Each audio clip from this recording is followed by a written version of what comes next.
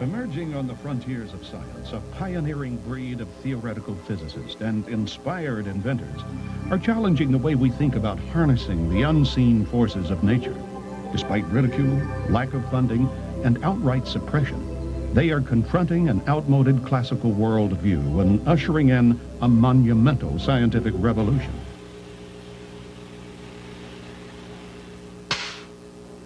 Most people would agree you can't get something for nothing.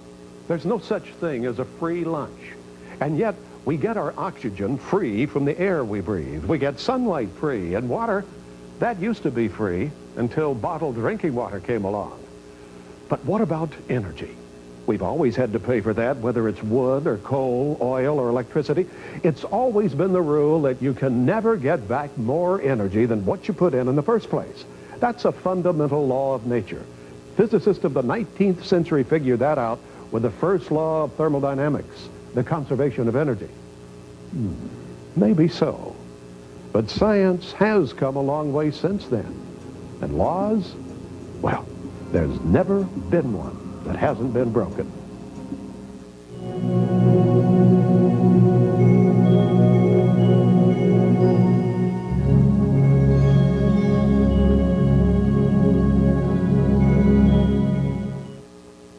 Hi, I want to welcome you guys to Better World Technology. We're going to have fun here today. I built the world's most efficient heat pump and developed it.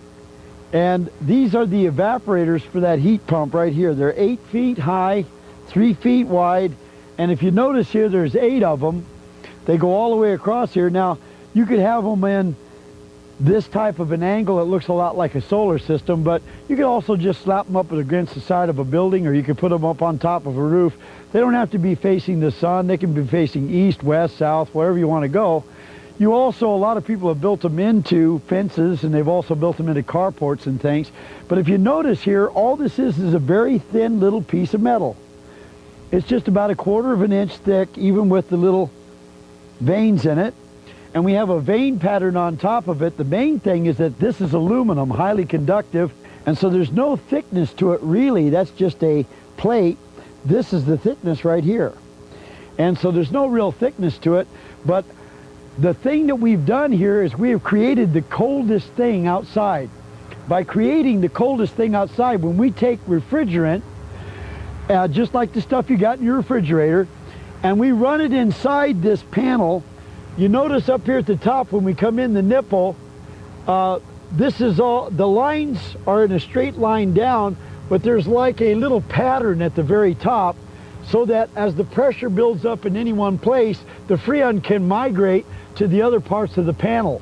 So it now has a chance of sending the Freon down in any one of these channel lines, and then wherever you get pressure, Freon could then jump ship and go over to another line, and so it pretty much concentrates it down through the middle of the panel in a nice even pressure, thereby getting the Freon to cover all the areas of this. Now, the refrigerant we put in here boils at 40 degrees below zero. Therefore, as long as the refrigerant that's inside this panel is colder than whatever the air is out here, or the phenomenon that's hitting this panel, then the heat from the air or the sun or the wind or the rain or the sleet or the snow will be transferred into the refrigerant on the other side, because it's the second law of thermodynamics. Hot goes to cold. So if this is the coldest thing outside, anything out there that touches it is going to give its heat to it. A little bit of heat goes a long way. That gas starts expanding like crazy, and as it expands, it then is drawn into the compressor, not through suction. I've got engineers and inventors that don't like to use the term suction, but through negative pressure. So as the compressor is creating this negative pressure, the gas is migrating to it. And so a compressor is a gas pump. It'll pump gas. And so the gas is being pumped by the compressor into the compressor, elevated in temperature. And even though if you touch this panel, it's ice cold to your hand, and if you touch the line going out of the panel, it's still ice cold to your hand. When it hits that compressor, compressor takes all the gas in this space, puts it in that space, elevates the pressure and the temperature. Going out of the compressor, do not touch that line whenever that thing is on, because it's 200 to 250 degrees hot. And so That's where we get the heat. All of the heat is transferred in here. We then use a compressor to take the relatively useless energy that we've got and elevate the temperature and pressure and make it very useful energy. Then that heat would be transferred later. One last point I want to make, and then we'll go inside, is that actually right here, when we were using R22 instead of R12, somebody suggested using that. We used to use it in the panels, but if the compressor wasn't calling for any heat, it wasn't migrating the Freon would set out here, and if the sun came out or we got a big wind or anything, all of a sudden, man, the pressures built up out here. It was unbelievable, and the pressures got as high as 500 pounds per square inch. We were popping those nipples and popping the lines, and so we had to stop using R22 because when it wasn't on cycle, it was building up too much pressure. Now, one other thing I want to say is that the air over this surface area causes a convection to happen across the surface. If you've got a 2-mile-an-hour wind, you'll get more air molecules that dump their heat into this panel than you will in a 1-mile-an-hour wind. So the greater the wind is flowing, the more molecules that are going to be transferring their heat, and the heat transfer here happens instantaneously, faster than you can blink. So if a molecule hits there and it's hot, it all of a sudden will let go of its heat, and so if we can get it out of there and get a new one in there, that makes it even better. We'll hear more about that as we go up to the facility up here. Okay? All right, let's do it.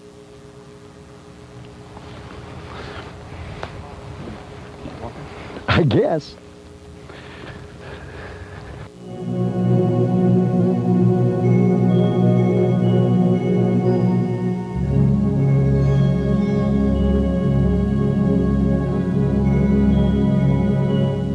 Well, then you just take that hot gas and run it into a heat exchanger.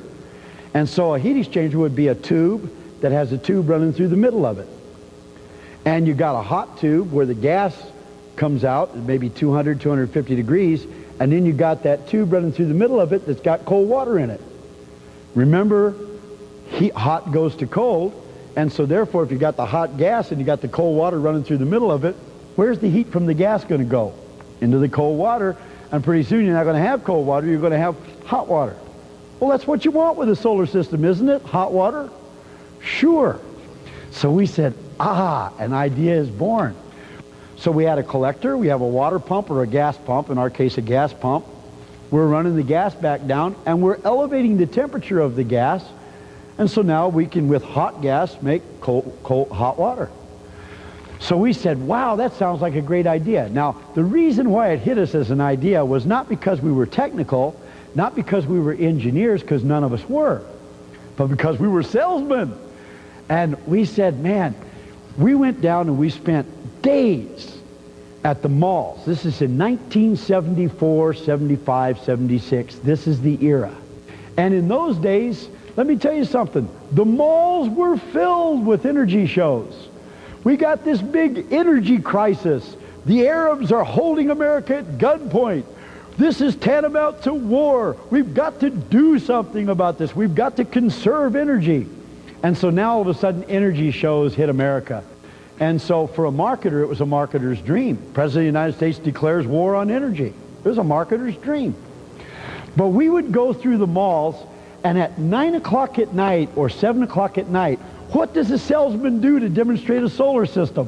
What do you do in the middle of a mall at 7 o'clock at night to demonstrate a solar system? No sun. So you know what they would do? We used to call it the moose call. It was funny. You'd be in the mall, you're walking along, and all of a sudden you would hear, bang! And then you walk a little further and you hear, bang! And you'd say, somebody's demonstrating a solar system. Now, what could they do with a solar system? Well, there's no sun or anything, but they got the glass on top of their panels, and they would be banging the glass to prove to you that no matter how hard you hit that glass, you couldn't break the glass on their solar system. And that's why their solar system was the best. Can the other guy do this to the glass on his solar system? It's the only thing you could demonstrate. So you'd hear it, bam, the moose call through the thing. And we said, boy, this would be neat. Now, if we developed the solar heat pump would have the evaporator. You can throw rocks at it all day. You can't do anything to hurt that piece of metal. I mean, what are you going to do here? I mean, throw rocks at it, do anything. You're not going to hurt it. There's no glass, there's nothing. But we don't want to bang this. Instead, we were sitting here with this thing sitting in the middle of the mall. The temperature in the mall is what? 70 degrees? This takes heat out of 40 degrees below zero. So we just sit there and make hot water for them from the energy we're taking right out of the mall. And so we're not going bam, we're actually making hot water for them in the middle of the mall. So we're like, wow, this will be great. And if it works fairly good or as good as anything else does, we'll be happy.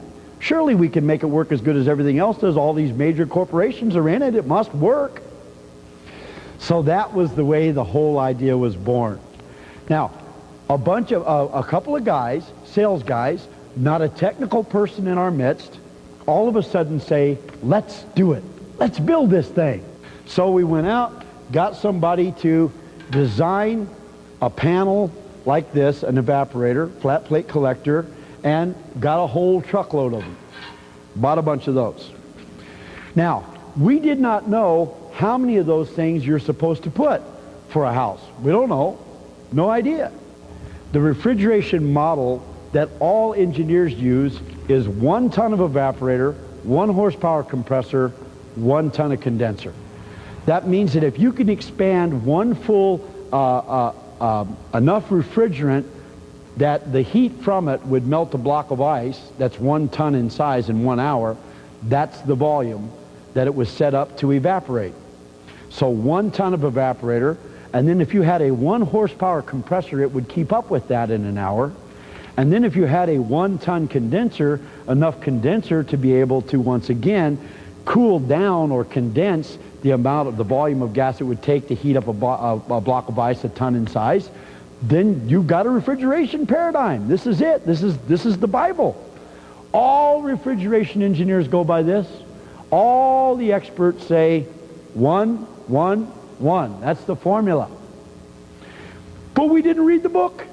We didn't know the formula. Oh well, we don't know what we're doing. We're just going to put an evaporator up there. We don't know how big to build it. We'll just fill the whole roof with them. And then at least they'll be big enough that they'll work, because if it's too little, we won't know if it's working or not. So bigger is better. So we go down to a refrigeration supply house and we come in and we say, we need a condenser. The guy there says, okay, what kind of condenser do you need? What size do you need? What are your operating pressures? How much vapor do you have? What is the temperature of the vapor as it's coming into the compressor? And starts cussing at us, saying all these crazy things to us. And I said, look, man, we got cash, we can afford it. You don't have to cuss at us, we'll just buy it. He says, oh, okay, well, what size do you need? And we said, what's the biggest one you got? Bigger is better. And he says, oh, the biggest one I got, well, I got a 6 ton sitting out there. I said, oh, that won't work. We'd have to have a forklift truck to pick it up. He said, no. That's the amount of refrigerant that it'll condense. Two of you guys can pick it up easy and throw it on the back end of that Bronco. Super, we'll take it. So we bought a 6 ton condenser. Now we got a 6 ton condenser. God only knows how much evaporator we got on top of that roof there. And we got a 2 horsepower compressor. Any engineer would have told us you're crazy. And so basically, it's a divine kind of madness. We went out and put it in, hooked it all up. Now, we got to have refrigerant. We also needed a TX valve, but I'm not going to get into that. And so we got to have a refrigerant. Okay, so we get the refrigerant for the compressor, and we get how much? We don't know. What's the biggest bottle you got? A 50-pound container. Fine, we'll take a 50-pound container. So we go back, we got 50 pounds of refrigerant. Normally the heat pump we had used 5 pounds of 4 or 5 pounds of refrigerant, but we got 50 pounds of refrigerant. We got this massive evaporator. We got this 2 horsepower compressor. We got this 6 ton condenser. And we don't know how to charge it. How much do we put in this thing? We don't know. So here was the formula. We'll just start dumping this stuff in here until it works. That was the formula. So here we are dumping refrigerant into this thing. We get to 49 pounds. We got 1 pound left in the bottle. We're praying, God, please, we don't even know you, but make it work. Amazing how many people pray to God that don't even know him, isn't it?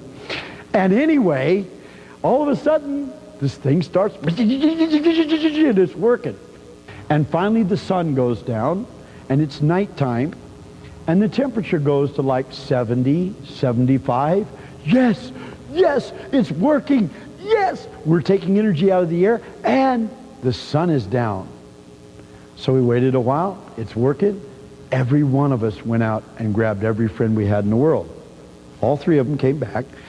And so now it's actually anybody can put their hand there and see it's hot water. It's getting warm. So all the people come back, they look, there's no sun, they're looking at this solar system outside, they're running inside of the house, they're seeing the hot water, they stay long enough for it to go up 5 degrees, they're like, you're taking solar energy right out of the air in the middle of the night, you're going to be rich, man, you people are going to be rich. We're like, yeah, it's kind of neat, huh? How'd you like to be part of that? Yeah, well, how do I get to be part of that? And so now, there's only one thing worse than an ignorant man who is broke, and that is an ignorant man with money. And so we all of a sudden got money. So we hire an engineer. Now we can afford one. We hire an engineer. The engineer comes in, and we say to the engineer, we say, okay, here it is. He looks. He doesn't know whether to cry or laugh. He doesn't know. He's looking at this thing going, you people are crazy. Was there anybody that knew what he was doing on this deal? Nobody. No, sorry, just a bunch of salesmen. So tell us, how do we go from here? We want to mass produce these things. He's like, whoa, wait a minute. So the first thing that engineer did was tell us that we can't be doing what we were doing. And so we fire the engineer. And then we go out to hire another engineer, and we say to the guy, look, before you even see this thing, you're a young man, do you need the job? You do, good. Because we don't want you to tell us that we can't do it. We want you to tell us why we are doing it. Not that we can't. We know we can. We're making the hot water. Why are we doing it? And so we went to work on that. And actually it took about a year, 2 years, almost 3 years, with all kinds of fights in our little group. And I finally wound up buying everybody out of the deal because I was the only one that sold it. Everybody talked about what it could or couldn't do, and they were embarrassed because they'd go to the engineer and they would say, engineer, we're doing things that we can't do. The engineer would say, you can't do that. They would say, we're sorry, and they'd go home. I went to the customer. I said, hello, here's what we're doing. We are doing it. Would you like to be able to do that? Good. Here's how much it costs. Let's put one in. So I didn't go to the engineers. I went to the customers, and me and the customers made a lot of money. They saved a lot of money, and I made a lot of money doing what the engineers said we couldn't do. Well, now, why did the engineers say we couldn't do that? And to this very day, you can run into engineers that can tell you that we can't do this. Because they read the manual. The Copeland refrigeration manual is one of them that says, here is what a heat pump is and how it works. Now, ultimately we figured out the rules and the way to do it and why it was doing what it was doing, and guess who figured out what it was doing? I did. The least qualified human being in the world finally figured out what it was doing, because I had so many fights and arguments with so many engineers that I finally got educated enough to understand what they didn't understand. And so, in essence, here's why it was working. We designed deliberately, and to this day do, 2 to 3 tons of evaporator on one side, 1 horsepower of compressor in the middle, and 2 to 3 tons of condenser on the other side. And guess what? It puts out almost 3 times as much energy as the book says you can get out of a 1 horsepower compressor. You know why? Because you got almost 3 times the energy going in and out. Duh, you know, I mean, this really isn't that hard to understand. Now, so the book says you can get 12,000 BTUs out of 1 horsepower compression. Look at the book. Ask an engineer, how many BTUs in a horsepower? There's 12,000 BTUs in a horsepower. Why? Because there's 12,000 BTUs in 1 ton of fully expanded Freon. And so if you can only put 1 ton of fully expanded Freon into a horsepower compression if you design it that way. But what happens if you put 3 tons of fully expanded Freon through that horsepower? And there's 12,000 BTUs in 1 ton. You could get 36,000 BTUs in a horsepower. Well, you couldn't if you didn't have a 3-ton condenser on the other side, because if you put all that in but you couldn't get it out, You'd only get one if you had a 1-ton condenser on the other side. You'd still only get 12,000 BTUs. You got a bottleneck there. And so if you don't bottleneck it anywhere, you put an oversized evaporator on and an oversized condenser on the other side, you get 2 or 3 times what the book says you can get. And here's how simple it is. We've proven it. We proved it all across America. Oh, thousands and thousands of these units went in across America because I got good at selling them. You can tell me all day that I can't get 12,000 or 20,000 BTUs out of a horsepower or 30,000 BTUs out of a horsepower, but when I elevate a tank of water and I know there's 8.33 pounds in a gallon of water and a BTU is the amount of energy it takes to raise 1 pound of water 1 degree Fahrenheit, I can measure that. And when I know I'm getting 30,000 out of it, you can tell me I can't until the cows come home, pal. Just get out of my way because I'm going to keep doing it. And so it was that tenacity and my sales background that really got this whole thing launched and started. If I hadn't had that, the engineers would have won. We wouldn't have any of this stuff today. And the book, which still says 12,000 BTUs per horsepower, even though we've proven that's wrong, it's amazing the refrigeration industry will never catch up with us. And you have to ask yourself, now wait a minute. If this stumble bum, through nothing but dumb luck, stumbled upon, or God's guidance, stumbled upon this thing, why didn't GE, Borg Warner, Carrier, Trane, Westinghouse, or any of these other people do it on purpose? So you wonder, why didn't they want to improve the heat pump? Well, the answer to that question is real simple. Our efficiency, because it takes less compression for the additional energy that you get. In other words, you use X amount of electricity to get 12,000 BTUs, but when you get 30,000 BTUs out of the same compressor, you don't use 3 times as much electricity. You only use 1.5 times as much, or 1.25 times as much electricity to get 3 times the energy. That's why our efficiencies are so great. Our efficiency, by the way, we put 1 unit of electricity into the compressor, we get an average of 6 units of heat delivered anywhere in America. 6 out, 1 in. That's the average.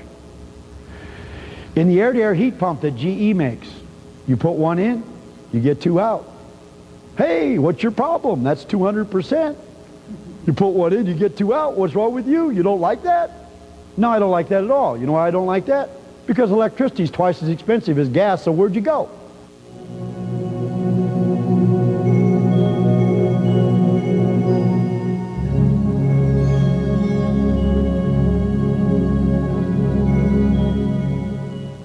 So what happened was, right over here in Philadelphia, we built a heat pump. Put the heat pump on a guy's house, right down there in Philadelphia. Cold climate, get 4 seasons. Guy down there was the best guy you could ever put a heat pump on his house. Here's the guys I sold these systems to. You know the guy who from Popular Science gets the blueprints on how to build an airplane, brings them all home and builds his own little airplane and flies it around his own property? That's the guy I was selling heat pumps to. That wasn't the technical engineering guys. These are the guys that are like, hey, you got something new, I want to find out if it works or not. Pioneers. So these weren't average consumers. Most of the consumers who bought from us were wealthy people or doctors or people who said, man, I think that'll work. One of them was a guy who built and sold chemicals for Allied Chemical, one of them being Genetron, which is their equivalent of Freon. So, I mean, these guys knew it would work. Phew, they took one look at that and said, that'll work. From the diagram, they could tell that would work. I say, why didn't they tell somebody about that all along? So we get the system on this guy's house. The guy is what kind of guy? This is a guy who has kept records copiously for years on the energy production at his house. This is a man concerned. He could tell you on what day, what the degree days were, and when it rained, and when it snowed, and when it everything. He's got it all in this book that he has down by his furnace. And he's keeping copious notes. He used this many gallons of oil today. He even had little meters on it that would tell you how many gallons went through that thing today, with digital readouts on them. I mean, this is the right guy to put one of these units in his house. He was using an electric hot water heater, because most people do. It's easy, it's convenient, you can go pick one up, easy to install, hook it up. to the electricity, you're good. And so, in essence, he was using an electric hot water heater, and so he was heating his hot water with electricity, and he was heating his house with oil. Well, when he had his oil burner, he was using 1,000 gallons a year to heat his house. 1,000 gallons a year. We come along, put one of our units into his house, our super heat pump. He uses no oil at all that year. So the oil man loses everything, the electric man loses 5%, and the customer's the only one that gains anything. We can't have this. Customers making the money and all the businesses losing money. This isn't the American way. I don't know who instilled all of this thinking into us, but somehow we've already even grown to accept this. Customers who say, oh yeah, that's the way it is. Well, dummy, why don't you change that? Do you like that? Do you think that's okay? That's the way it is? Why don't we change that? So people say, well, man, Dennis, with all this technology, they're going to kill you. I'm like, gee, what an observation. Do you like your country? We make a better way to do something and somebody's going to kill us. Hey, it's okay. It's the way we work. God, man. And the weirdest thing is we're in control. Or supposedly we are. Maybe we aren't in control because maybe we're too busy sending our responsibilities to other people who aren't looking out for our best interests, because there is no advocate for the consumer. Not really. Anyway, that's my little lecture. Now, so I went along and built this unit, and why wouldn't the electric company like it? Can you see? Why wouldn't the oil company like it? Can you see? Why wouldn't the heat pump manufacturers like it? And why did the heat pump manufacturers make the inferior heat pump? Why do they still do it to this day? Because the electric company likes the inferior heat pump. It uses more electricity. Makes more money. Yeah, and it competes with oil, it competes with gas, but it doesn't eliminate oil or eliminate gas. The oil guys are like, okay, well, what the heck, there's room for everybody. The gas companies are like, yeah, all right, well, you can be here too because, you know, you're with the electric companies. We can't make them mad. And the electric companies are happy because we're selling all kinds of electricity, and the consumer's the one who's picking up the tab. That's the way it works. Now, so when I get out to Seattle, guess what happens to me? I've got the world's most efficient heating system, the world's most efficient heat pump, and Seattle, Washington has the biggest bond default in United States history. Tried to build 5 nuclear power plants, people didn't want them, and now they got to pay for the power plants without building them or putting any energy out of them at all, and the customers are going, ah! We used to have almost free electricity that went over the hydroelectric power plants. Used to cost us 1 to 2 cents a kilowatt, but now to pay for those Achilles heels out there, we're going to go to 10 cents a kilowatt. My God, we're going to be like those people on the East Coast. They ran panic buttons, full-page ads in Seattle Time. Electric companies running the ads. Hey, if we can't have the power plants, we can't deliver the energy, we better find one heck of a conservation program here in the area. And so they perpetrated a hoax on the American people called the weatherization program. I didn't know it was a hoax. I thought it was real. I thought these people, when they say we want to save electricity, we want to conserve, we want to weatherize, we want to conserve energy, I thought they were serious. What a dummy I was. It took me a long time to figure out that whatever business says, they're probably doing the opposite. And so I really thought they wanted to save energy. So I went to Seattle because I was born in Washington State. Wow, I can come home. When electric's a penny a kilowatt, how much could I sell there? Nothing. Now all of a sudden my country, my state is in trouble, and I can be the hero. I already had planned out my speech. I was going to go like this as I went through the streets with the ticker tape streaming upon me in Seattle, Washington, in my convertible. And it worked a little bit different than that. Because, see, they really wanted to build the power plants. They really wanted to scare the people into, if we don't build the power plants, we won't have the energy. And I came along and said, we don't need the power plants because we don't need the energy. And they're like, who woke him up? Get him out of here. See, when you're busy BSing the consumers, you really don't want nobody around telling the truth. And so I got into a war in Seattle. I mean, I walked into that one big time. I was very naive at the time. And at the time, I wasn't into altruism, and I wasn't trying to save the world. I was just wanting to make a few bucks. And I wanted to take my good product. I felt good about myself. I don't think I ever in my life sold anything that made me feel better about myself than selling that heat pump. Because it worked. It was great. The customer really got a break. It was wonderful. So I started, I guess, growing up a little bit and becoming maybe a little bit altruistic because I was making money, lots of money, but I was also delivering a service. I felt real good about it. At the time, I had accepted God. I had Christ as my Savior, and I loved every bit of it. It was beautiful. I was tippy-toeing through the tulips and having a wonderful time with God. And so, as long as they missed, I didn't care. It was okay. And so, trying to kill me for some reason didn't even get me mad. It didn't upset me. I said, oh yeah, well, I'm like everybody else. That's the way it works. You do something good, somebody tries to kill you. That's the way it goes. That's America. That's our way of life. And so, for some reason, it didn't bother me. And then they sabotaged my warehouse, fine. They took a girl working in shipping there, wound up ultimately killing her. That one bothered me a lot. That got me really, really, really angry. I mean, I lost it. And that's when I said, okay guys, here's where we go. You think that's going to make me scared? You think that's going to stop me? Pal, you shouldn't have done this. You made me mad. So now it is no longer about anything except you people have to go down. You guys are out of line. You're running amok. Your power has gone to your head. You've become so arrogant that you have no respect for anybody. And so you got to go down. This is it. Sorry. Now, I had become worth $50 million in 18 months, to give you an idea how crazy I was getting. $50 million to make you real crazy. So my personal net worth was $50 million.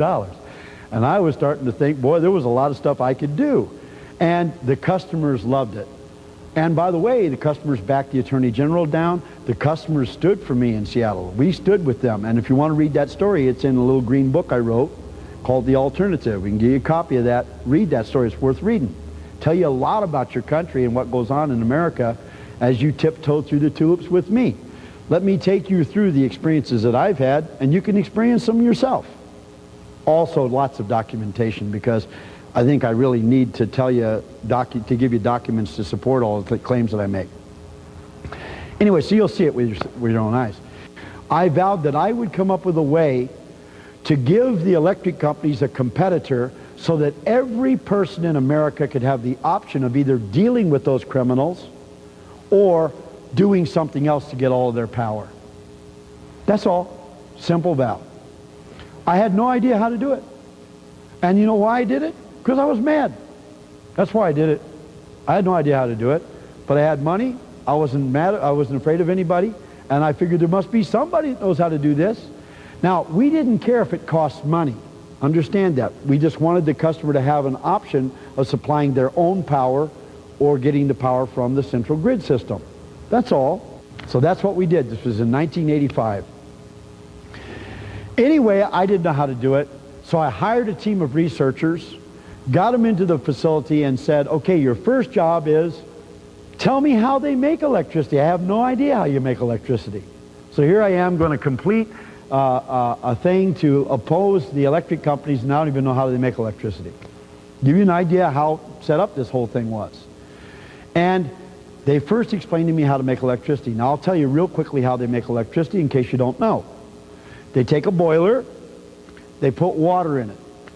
They then put heat into it to 1,000 or 1,200 degrees. I mean, it is real hot in there. So they got the boiler, the water is coming out, steam, high pressure steam. It hits the blades of a turbine. As it hits the blades of the turbine, they push against the blades of a turbine just like blowing on a pinwheel, or water coming across a paddle wheel. Paddle wheel turns, doesn't it? And as the shaft, the blades of the shaft turn, they cause the shaft to rotate. So it's a closed loop, and it's got to be steam through the thing, make the power, and on the other side condense the water to work. Now, so I said, okay, well, this is good, but I think we could do that too. How efficient is it? They said they put 3 units of heat over here in the steam boiler, So 3 BTUs of heat. They run through and they get 1 BTU of electrical energy. So they convert 1 of the 3 to mechanical energy, electricity. And then the other 2, they either lose through friction and heat losses in the turbine, but 50% of it, 1.5 of them, get thrown away to the ocean in the condenser. What? What? They're putting the heat in over here and they're throwing 50% of it away in the ocean?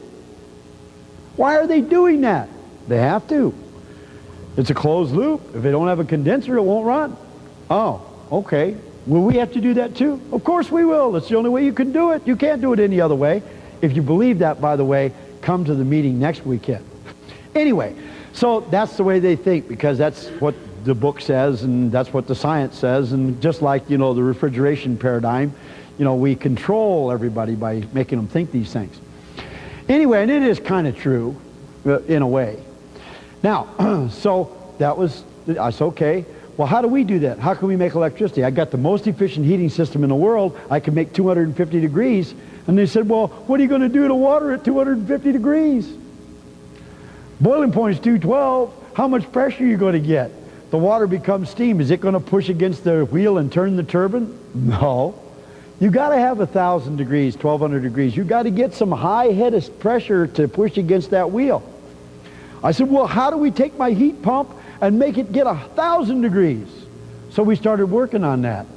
I mean, the problem with our heat pump is we got a compressor in there. The compressor will only operate at a certain temperature, then you break the compressor. So you can't get that hot with that compressor without breaking it. The other thing is, as you're going against it and you're pushing, that motor will only push against so much pressure. You go above that pressure, cook the motor, that's it, you're done. Compressor's over with. So I'm like, well, God, how can we get the pressure and the heat? Because if we get the heat, we got to have the pressure. How do we do it? So we started trying to reinvent compressors and stuff. Oh, it was a big mess.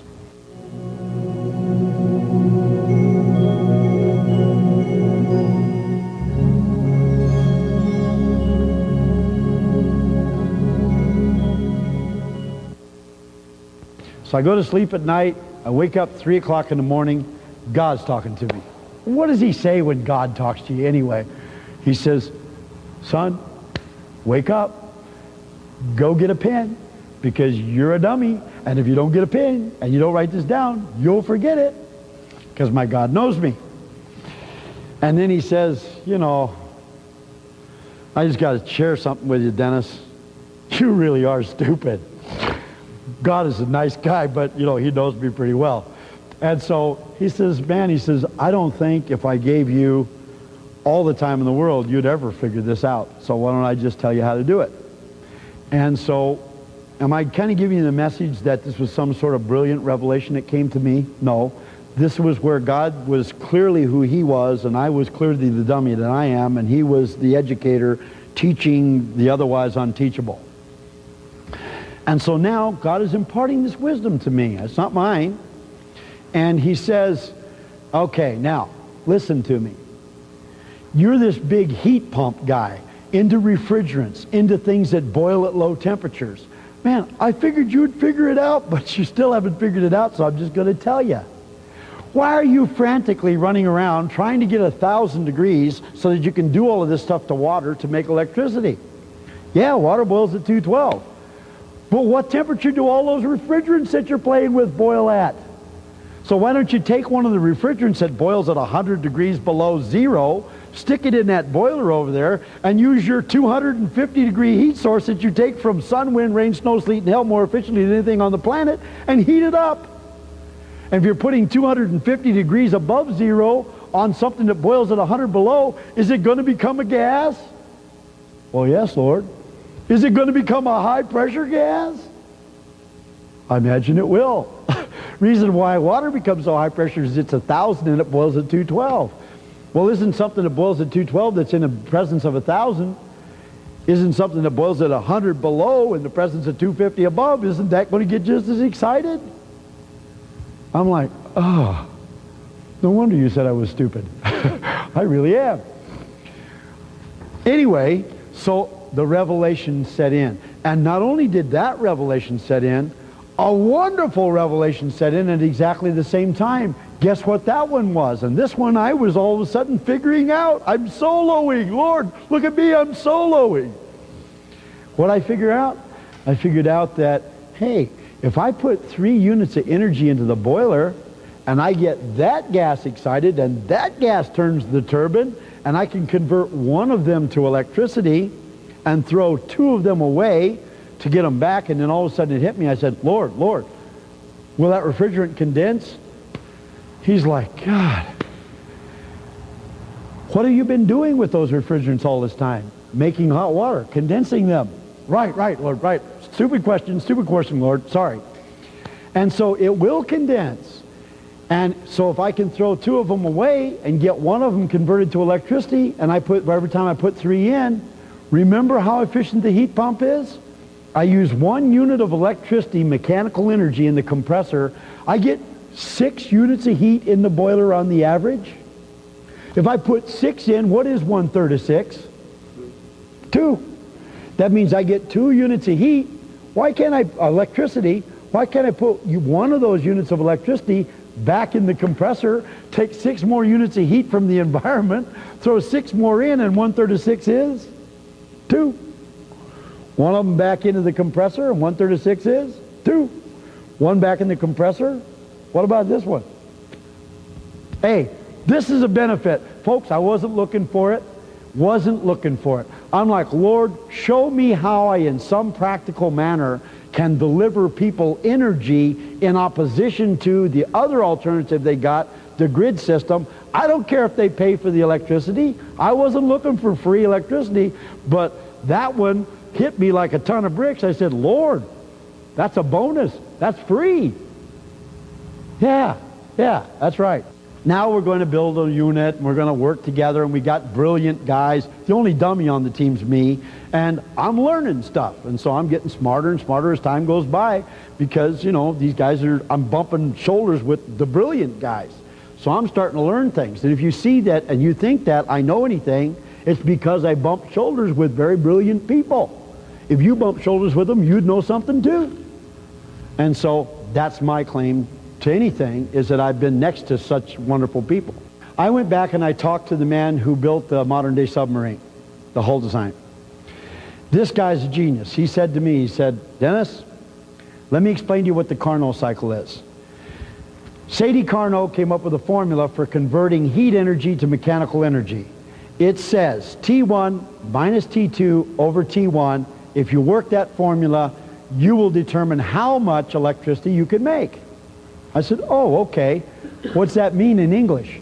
He says, temperature number 1, your high temperature, which in this case would be 200 degrees, or in our case 70, minus T2, your low temperature. Well, if you're using ground temperature or water coming through the ground, it's 55 degrees. So if you subtract those two and you divide it by the high temperature, you'll get a percentage. That's the percent that can get converted to electricity. The electric company at 1,000 to 55 has 1/3 of it gets converted to electricity. On the angle you're at, 250 to 55, you'd be lucky if you get about 24% converted. 23% maybe. Well, my average is 6. He says, right, what does average mean? Well, he says, doesn't average mean half the time you're above that, half the time you're under that?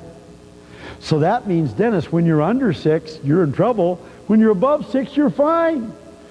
So he says, you only got a system that half the time can make free electricity. I was upset. I didn't want to have a system that half the time could make free electricity. I had become used to the idea that we're, by gosh, going to make free electricity. And so he says, oh, it's far worse than this. It's even worse than this. Now, by the way, what I'm saying right now is what all the engineers say that they think I'm saying whenever they hear me saying things, and these are the reasons why they think I can't do this, and I agree. Because of these reasons, I couldn't do it. They're right. Absolutely right. The other half of the problem was, remember, how long did we make electricity right here? Not very long. Because we had to have not a tank to hold the gas, but a condenser to condense it back down and send it back in again. Well, in order to have a condenser, you'd have to have a large volume of water, wouldn't you? Pulling all the heat off. That's why the electric company's down close to the ocean. Well, I would have to have a lake of water to be able to cool down all of this to keep that making electricity all the time. And so here's the other problem, Dennis, he says to me, he says, you can only do it half the time if somebody has a lake on their property. How many people have a lake on their property? Youch! So now I'm down to where half the time I can make free electricity if you have a lake on your property. Do you see how my market in America is kind of shrinking a little bit here? And he says to me, he says, I see the look on your face. He says, look, I worked for the Department of Defense. Remember that? I said, yes. He said, well, while I was working for the Department of Defense, guess what I built? I said, all kinds of things from what I understand from your son. He said, yes. But he said one thing was, I developed the world's most efficient engine. He said when they did that, they did it because it was a great idea. But then they built a working model, and guess what happened? They tried and tried and tried and tried to break it, but they couldn't break it. And somebody somewhere thought that wasn't a very good idea to have an engine that you couldn't break, probably General Motors. And so guess what they did? They scrapped the project. Sort of warms the cockles of your tax-paying heart, doesn't it? And so they scrapped the project. Threw $30 billion away. We can't have engines that you can't break. He says, Dennis, I no longer work for the Department of Defense. All the patents are in my name. Would you like to build that engine? Just to answer one question, does it have the Carnot problem? No, it doesn't. Why do you think I'm here? Okay, so anyway, the guy said $2 million, and he said 2 years. I said, okay, if I can raise more, then we can do it faster, yes. Now, so I went to California to try to raise $2 million, broke. I was picking up a little money, but kind of broke. But I had the world's greatest heat pump, so I started selling the heat pump and instructions on how to build the heat pump and that technology to raise capital to build the free electricity machine. Working great. But to do it, I had to set up a research facility, which is the tradition we're carrying on now. And I had to have heat pumps there that work, because you're not going to buy plans on a heat pump if you can't test the dumb thing. I had a heat pump in a walk-in freezer. We cranked the temperature down to 20 degrees below zero in dead airspace. Now imagine this, if you got any background in refrigeration, we're in dead airspace, the temperature's 20 below zero. We did it every single Saturday for an entire year. People from all over the world came to see it. We said, bring your own test equipment, take the thing apart if you want to. We had a $10,000 challenge to find any gimmick or anything in it. And every single weekend, we cranked the temperature down to 20 below in dead airspace, and we made water hot enough to burn your hand from energy we took out of that box at 20 below at a 2-to-1 COP. Same average performance of the GE heat pump in America. Only it's 20 below in dead airspace. And we challenged all the heat pump manufacturers to come anytime you want to, either find a hoax with us or bring your unit down and see if you can do that. Nobody ever came. A lot of customers came, lots of people from all over the world came, Pakistan, everywhere. So anyway, we're in here testing this every year, every weekend for a year. And a man came to the show one day, and what a guy this was. Now we're trying to build this thing. It's going to take 2 years and $2 million, and I'm raising capital selling heat pump things to get the money. And a guy walks in, and he comes up to me at the end of the show, and he says, Mr. Lee, I am absolutely astonished. I want to shake your hand, and I want to tell you, I have no doubt you have got the best heating system in the world. Yours tops everything out there from solar all the way down the line. You did it. But you need to know me. You know why you need to know me? Because I have built the world's most efficient heat engine, and you have got the world's most efficient heat source. This man's name was Dr. Fisher, and he indeed had already developed and invented an engine similar to the one we were going to spend $2 million building, except for one thing: he already had a working model. Wow.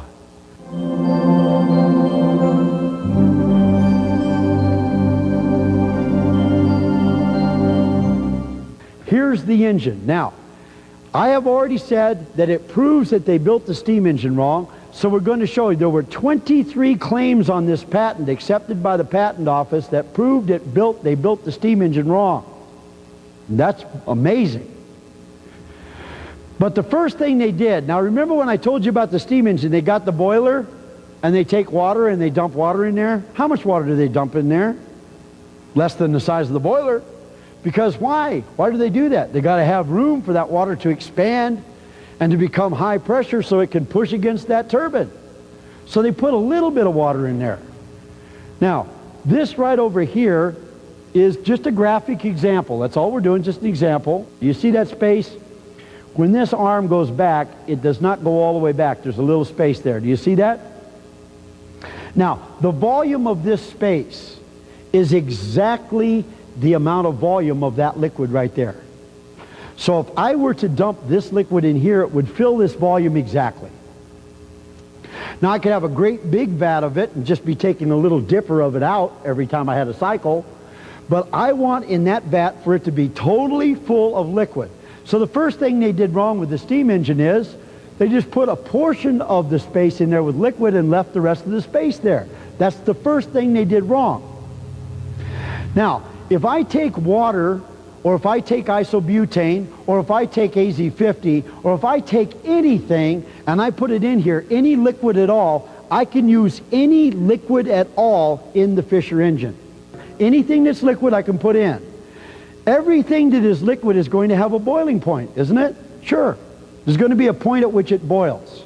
Guess what else everything that's liquid is going to have? It's going to have a critical temperature. What is a critical temperature? The critical temperature of that stuff right there is 160 degrees. You don't want to get it hotter than 160 degrees. What happens to it beyond critical temperature? Different things with different fluids. Sometimes they fall apart, sometimes they blow up, sometimes all kinds of different things happen with them. But you don't want them above their critical temperature because they're no longer giving you any benefit of the energy that you're putting into them.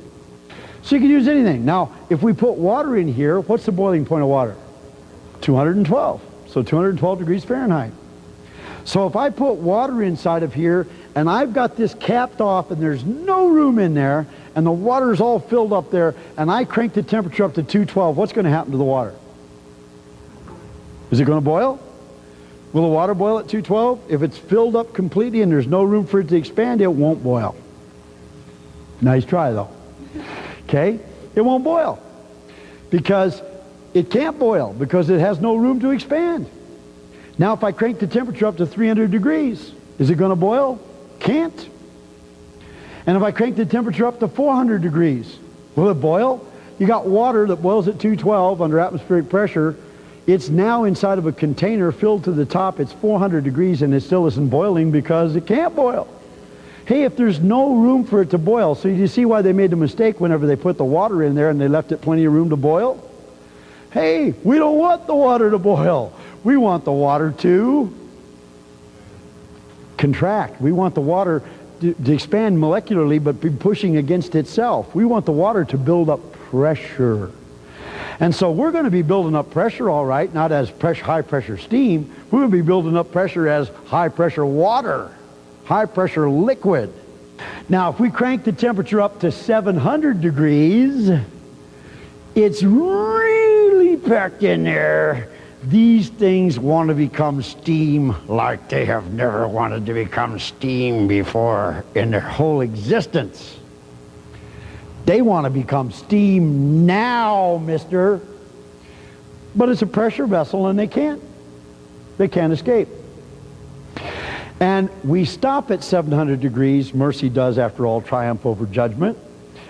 And at 700 degrees we stop because at 720 that's the critical temperature of water and we don't want to go above the critical temperature of water. So we got it worked up just fine. It's 700 degrees. We're ready. It wants to become steam like it never in its life wanted to be steam. And then what do we do with this stuff? We immediately inject it into this space. We don't pour it into the space like I'm doing here for this example. And then I'll pull this back to kind of help it along a little bit here. We don't pour it in there. We inject it in there. Boom, it's in there. So at 700 degrees, it boils at 212 normally. It's 700 degrees, and it immediately hits this surface area of this piston. Now you got a flat surface on the piston, you get a hydraulic effect as this high pressure liquid hits the back end of the piston, and guess what? The liquid is against pressure everywhere in the vessel, and in here it can't go that way, but guess what? This is the prime mover, 700 degree water, and it is hitting the movable object.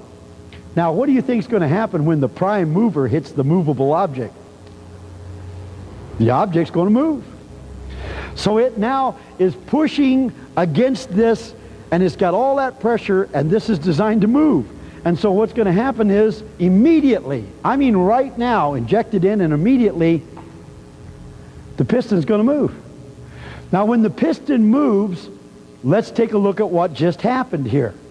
The electric company did it wrong because they wanted steam to come in here, and guess what else they did wrong? We're going to put one shot of this liquid in here. That is it. We ain't putting no more in there for the whole cycle. One shot is all you get. The steam engine, they just make that steam and they just start making up that steam. They say, okay, let her roll, Roy, just let her keep it coming. And that steam just keeps running right on through there. Boy, yeah, we're going to push something away, by golly. On this right here, we're putting one little shot of this stuff in here. It's under high pressure. It's 700 degrees. It wants to become steam like it never did in its lifetime, but it can't because there's no room to. And guess what it did? It just created some room. There's that much liquid there. See all that extra space there? Now, for the first time, doesn't it have room to expand and become steam? Yeah, it created the room when it went boom. Now there's room. And now that it created the room, it can expand, and it wants to expand, so what's going to happen? This is going to become steam now. Instantaneously, steam. Now when it goes from 700 degrees into steam, this is steam like you never saw steam before in your life, because they wrote the book wrong. If they'd have done this right, you could have had this kind of steam all along. But this steam is right now steam. It is a steam explosion. This stuff explodes into steam. Now when it explodes into steam, I'm saying this as in there's some major kind of power going on here. And as it explodes into steam, what is it going to do? It's going to start expanding as steam. We call this steam Fisher steam. You know why? There's no other steam like it. The molecules are the size of grapefruits here. Just wrap your brain around something that's been held back and all of a sudden is released. And you see the vision of what I'm talking about. As these molecules now, the size of grapefruits, are starting to roll down this piston, this cylinder, they're pushing against the blades of the piston. They're saying, man, let me out of here. It's kind of like shouting fire at a theater. And I mean, all these things are like, yes, freedom, liberation. They want to see how fast they can get to the end of this thing. Okay? And as they push their way out of this thing and continue to expand, do you notice something interesting happening here? You've only got the same amount of liquid, and so isn't the space getting bigger as it pushes against the wheel? And we're getting work over here, we're getting friction and heat losses, but as it's pushing against this, maybe causing work on a flywheel or something, as it's doing it, it is expanding the volume. So the more it expands as steam, the bigger the volume becomes. As the volume is getting bigger, is the amount of liquid in there getting any greater? No, one shot. So if I've got all the liquid in this much space, it's got one pressure-volume relationship. If I got the same amount of liquid in this much space, it's got a whole other pressure-volume relationship. PV equals nRT is the technical definition of what I'm talking about. Pressure times volume equals power. As the volume increases, what happens to the pressure? It decreases. Remember, whenever we take our heat pump and we take this volume of gas and shove it into this small space, the pressure increases. Smaller volume, bigger pressure. So it's the opposite way, the other way around. Bigger volume, Lower pressure. Well, guess what? The lower the pressure goes, then the lower the boiling point gets. So as the pressure is decreasing, as this is continuing to push, we're lowering the heat because we're translating heat energy into work. We're getting work out of the heat, so it's cooling down, getting cooler. It's also losing heat to the atmosphere, heat losses, and it's losing heat to friction. So as it's cooling down, it's still getting more and more volume. The pressure is lowering, so the pressure's lower, the volume's greater, the temperature's lower. What's happening here? Have you ever heard the phrase, he just ran out of steam? That's what's happening here. This is pushing across this, and it is running out of steam. It's cooling down. It's increasing in volume, lowering in pressure, and guess what? When you lower low enough in pressure, the whole boiling point changes. Hey, it's 212 out here. That's the boiling point because we're at only 14.5 atmosphere pressure. So as the pressure lowers, the boiling point lowers, and guess what? It's cooler than its boiling point, and anytime anything is cooler than its boiling point, what happens to it? Becomes a liquid. It condenses. And so if it condenses, it then falls out the bottom as a liquid.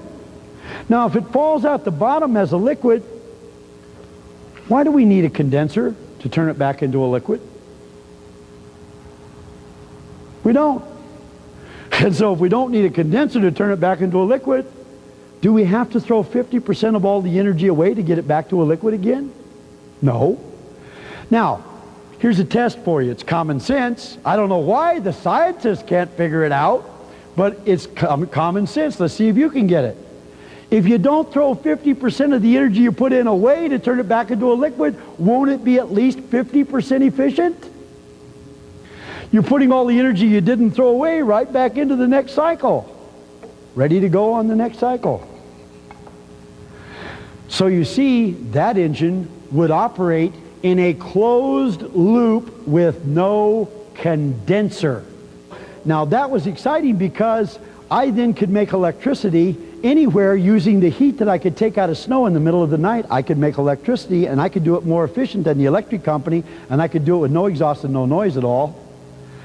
And so one of my little heat pumps, one little horsepower of heat pump connected to one of these little engines over here at a total cost of about $2,500 cost to build and install it, could supply 100% of all the heat, hot water, and electricity for an average home all year long for free from energy it took out of the air. $2,500. Whew, wait a minute. Now, when the realization of all this started stinking into me, I started realizing why God had taken me out there to challenge them people in Seattle, and what had happened for him to be prodding me with that big horn all the way through all of this stuff to get me to the point that I was at right now. He knew I was too stupid and too stubborn to quit. My one claim to fame, by the way. And so now I had the wherewithal. I mean, they had just deposited the technology into our hands, and I could see why Victor said the two of us have become the most dangerous people in the world. Well, no good deed will go unpunished. I sat there thinking, boy, we can just save the world again, ticker tape parade, but this time I started going like a dog that's been hit a few times too many. Because I knew there wasn't going to be no ticker tape parade. I knew that I wasn't going to go through the streets in California, a hero's welcome. My God, you've solved all the environmental problems. Why do you need to have any fossil fuels? Why do you need to have any exhaust? Why do you need to have any of the pollution problems at all? We can power anything with mechanical energy, electrical energy, heat, resistance. What can't you make with electricity?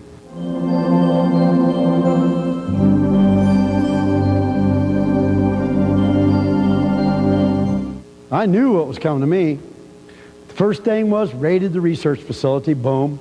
Then they came in there and arrested me, threw me in prison, threw me in jail. So they arrested me and threw me in jail.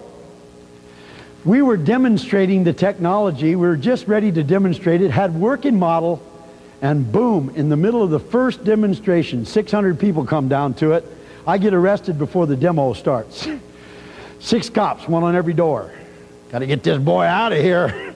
He's about to tell the world about something that if he lets them know about it, it's over with for us. There goes the oil company, there goes the electric company, there goes the gas company.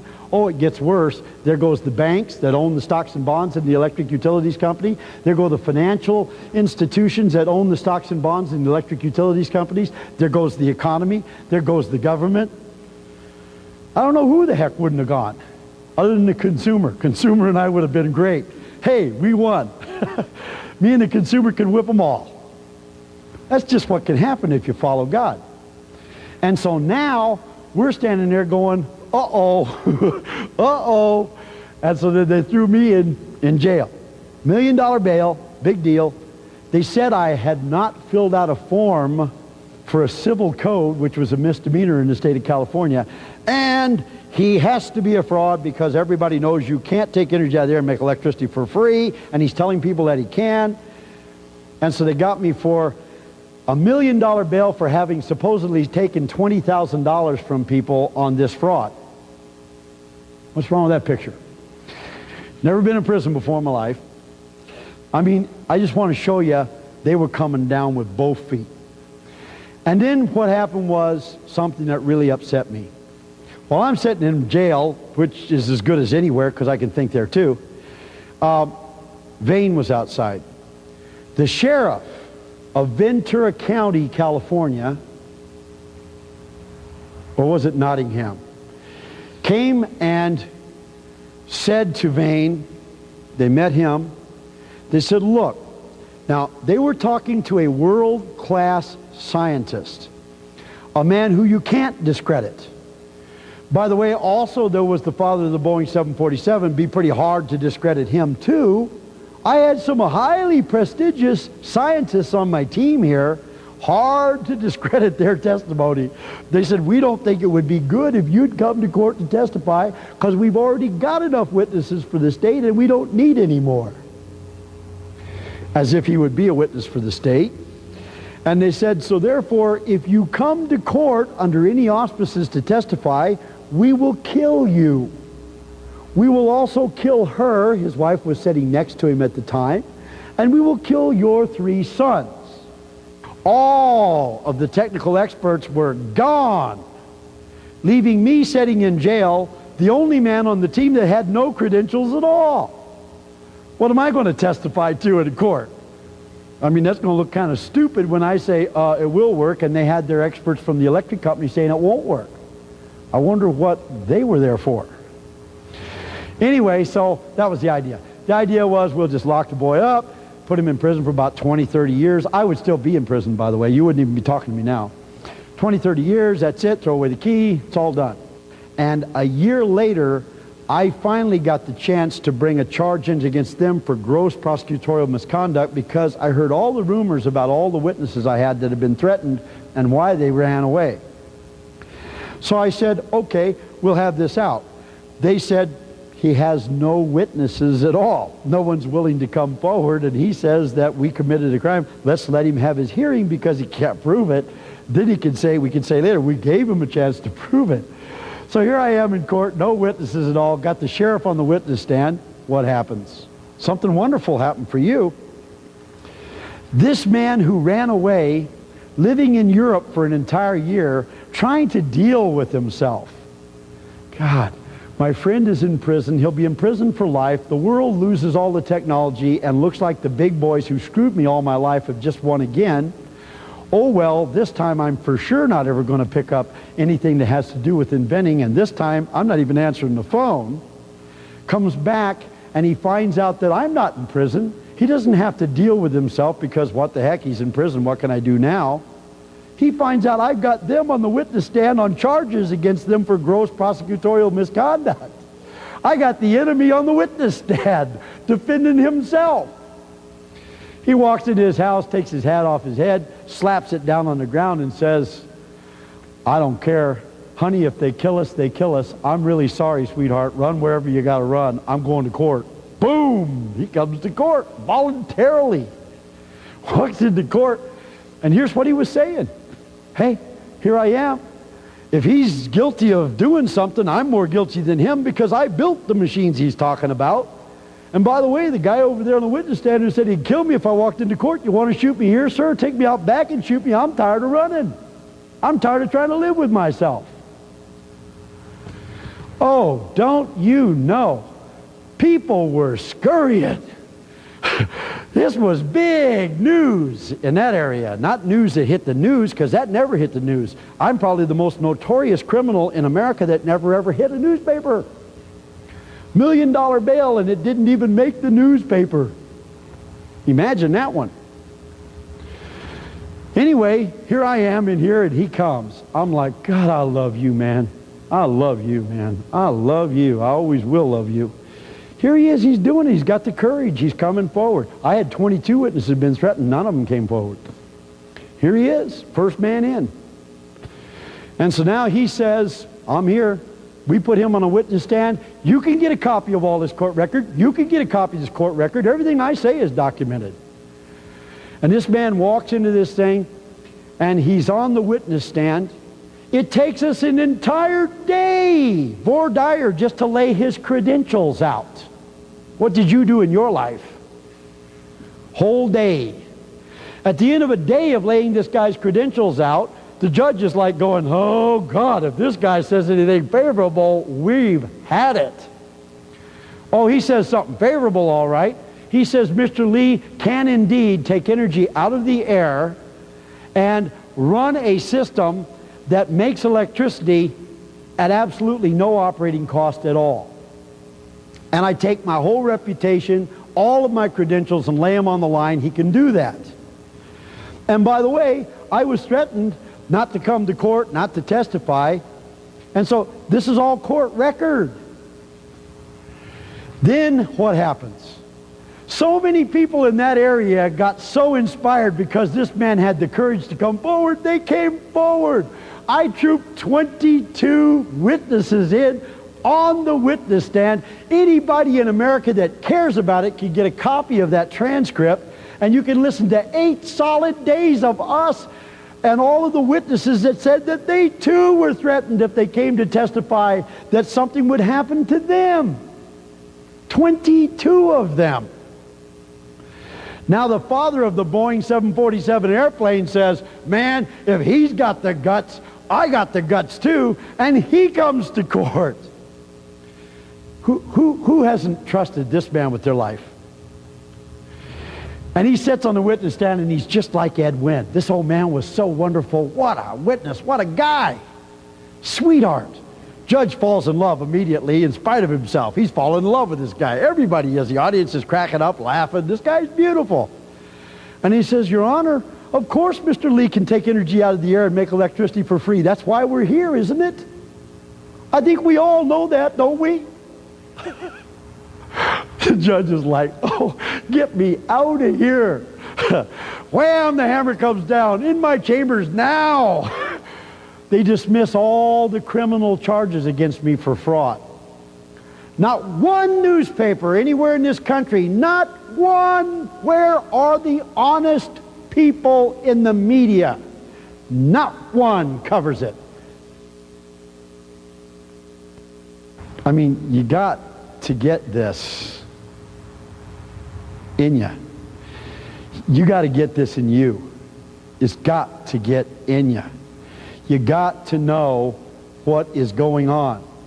While we let jerks and criminals and crooks control our lives, wonderful people who care very deeply, who are inspired by God to go out and take major walks off big-time cliffs, continue to do it for us. If they can take a walk off a cliff, for crying out loud, man, can't we change the political system in America? Can't we speak out? Can't we go down and voice what is going on with inventors across this country? Do you think this is happening to me? No, this is happening to every inventor out there. They know that if they come and do this, they will go through what I went through. They'll lose their assets, they'll lose maybe their life, they'll lose their family, they'll lose everything they have. So they don't bring them forward. They're out there all across America right now, things that could change your life. You know why they don't bring them forward? Because we don't help them bring them forward. It's our fault. I went across the United States of America telling my story. I told it in every state of the United States, and I got 1,000 people to join me telling my story. We put a media ad campaign together because the media wouldn't cover it, so we ran commercials. And we did a 60-second commercial cutting a power line and saying you can power your house with no electricity, external electricity, run your car with a new engine that runs with no gasoline. We did a 60-second commercial nationwide. As far as we can tell, about 10 million people saw it. And after that happened, that was too much. That couldn't be tolerated. And so I got a letter from the state of California inviting me to come back to California to go to court. So I flew back from New Jersey to California to go to court, and when I walked into the court, the judge said, "You're probably wondering why you're here," and I said, "Yes, I am." And he said, "Well, because I've been ordered by the state of California to put you in prison." And I said, "Well, that's really interesting. You're putting me in prison, but I've never been convicted of the crime. How do I go to prison without a trial and without being convicted?" And I said, "You can't do that, can you?" And he said, "Well," he says, "I've been ordered by the state of California to put you in prison, so that's where you're going, but sounds like you got a hell of a case for appeal." That, by the way, is a quote, and I do have the transcript. And then he said, I said, "Well, but how?" And he said, "Oh, you probably don't know how we do this. Basically, what you do is you go over to the guy over there that's got the gun on his hip. He puts the handcuffs on you. He takes you through that door, and you're in prison. Why don't we try it?" And so I did. I went there, and I was in prison for 2 years. By the way, the 2 years that I spent in the California prison system were probably two of the most productive years that I've had in my life. Very, very productive. I've never had so much time to think, and actually I kind of enjoyed it. I hate to say that, but I kind of enjoyed my stay in prison because 17 inventions came out of my stay in prison, and I also wound up being the chief engineer, inmate engineer. I had access to a Bridgeport, to a lathe, to welding equipment, to all kinds of people who knew how to use it. And so it was a very, very fruitful and productive time for me. I wasn't upset. I went to the California state-sponsored think tank, and in essence, when I got out of there, I decided that it was very important that I make a statement to the authorities that put me there. And they were saying to me, "Look, we can do anything to anyone we want to do, anytime we want to do it, as long as we want to do it bad enough." And so what I wanted to do was say, "Look, when God is with me, I can do anything God allows me to do or tells me to do, whether you don't like it or not." And so I went across the street, got into a vehicle, went out and did a national television broadcast on how to make free electricity. That was my statement after I walked out of prison. I walked out of prison 2 years ago, and now we have rebuilt our whole national network of distribution of distributors. We're in every state of the United States. We're in every major county of the United States. We have people now who understand exactly how the government works, exactly how the big boys work, exactly how the energy companies work. And we've got it all figured out.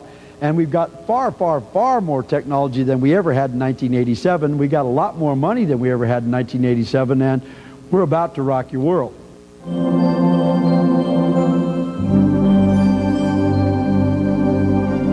This right here is a concept. Now, I'm not going to show you the whole thing. I'm just going to show you the concept. Right here we have Freon in a bottle, AZ50. It's just a regular bottle at room temperature, about 70 degrees. And if I open this little stopcock, the Freon will travel through the yellow hose and back through the blue hose. The red hose isn't connected to anything. And it will go back in the inside of this.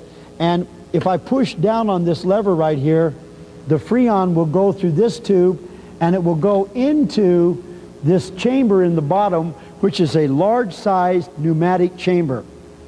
Now, this is a hydraulic concept. Right here, we have a reservoir, a hydraulic reservoir. Hydraulic oil comes through this tube right here when I have it open, and it goes and drains down and fills this chamber right here. This is a hydraulic cylinder. So on the top we have a hydraulic cylinder. On the bottom we have a gas or pneumatic cylinder. As the gas expands out of this tank, it pushes against the bottom cylinder, and as the bottom cylinder comes up, it also has an arm on the top cylinder, and so as the bottom cylinder comes up, it's pushing against this hydraulic fluid on the top cylinder. So if I have gas coming out of this cylinder at 100 pounds per square inch, and by the way, at our temperature now, it should be about 120, 125 psi. But if it comes out of here at 120, 125, let's say 100 psi, it comes out of here and it goes into the bottom, it's going to push against this bigger cylinder at 100 psi. Now the big fat cylinder is 15 times as big as the little skinny cylinder on the top.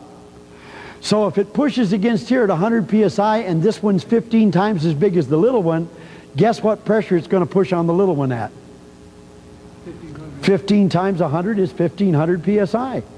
So by merely releasing gas out of a bottle here, Freon gas out of a bottle, who would have ever thought you could do anything with that? We could be making 1500 to 2000 psi hydraulic fluid over here. And then of course we'll talk about what we're going to do, but first I got to make that for you. Now as it comes out of here, I'll close this off. That means the hydraulic fluid can't get back here. It could come through over here and we could open that. If we did, then it would go back out to the hydraulic reservoir. But we're going to close this one too, and we got a gauge over here. So now we've trapped the hydraulic fluid in here. So when I open this up, if I push down on this, then what happens is as the gas expands into here, this pressure gauge should go to somewhere around 2,000 pounds per square inch. That means that we're able to take Freon out of a bottle and make 2,000 psi hydraulic fluid. And by the way, with 2,000 psi hydraulic fluid, you can run motors. Can you imagine running a motor from just expanding the gas out of a Freon bottle at room temperature? Kind of hard to imagine. All right, now, we ready to do this? Then we'll just go ahead and do it. Let me open this up. You'll see the gauge jump over here because it's got the pressure on it. And then we're just going to expand it into the bottom, and you should watch this one go up. See it? About 2100, 2200 psi. So we have made 2,000 pounds per square inch hydraulic fluid just allowing the gas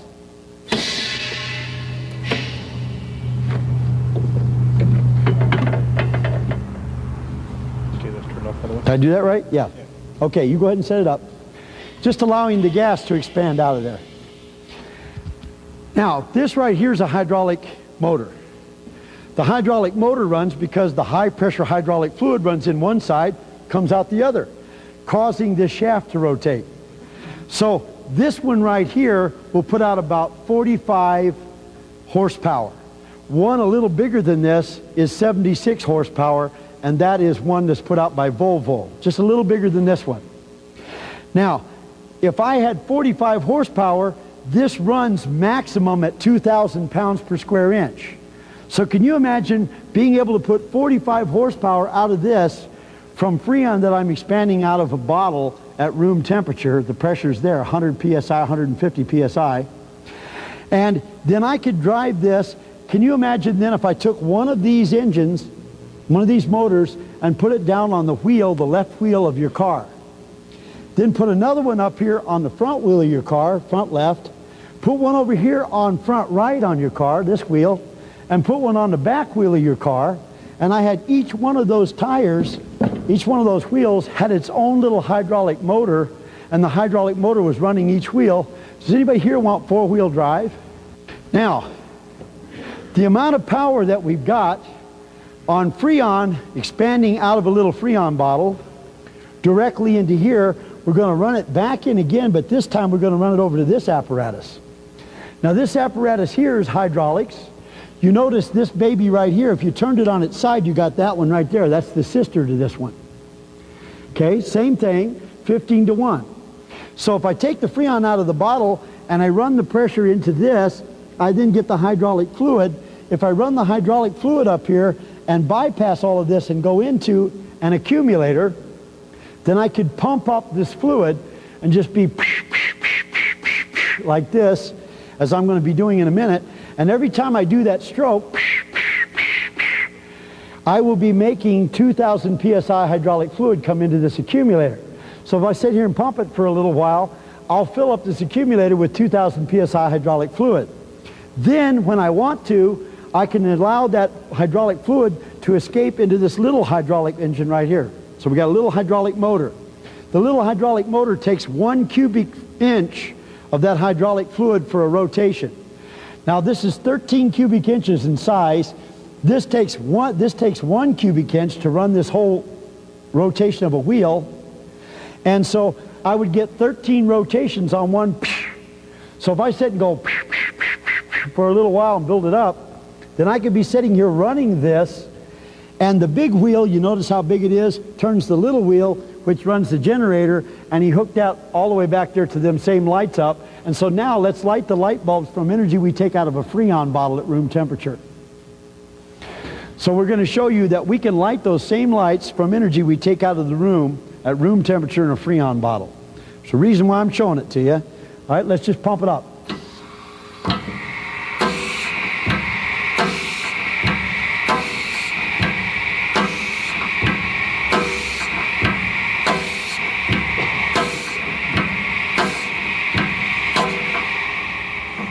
Okay, now we pumped it up, so we now have 2,000 pound Freon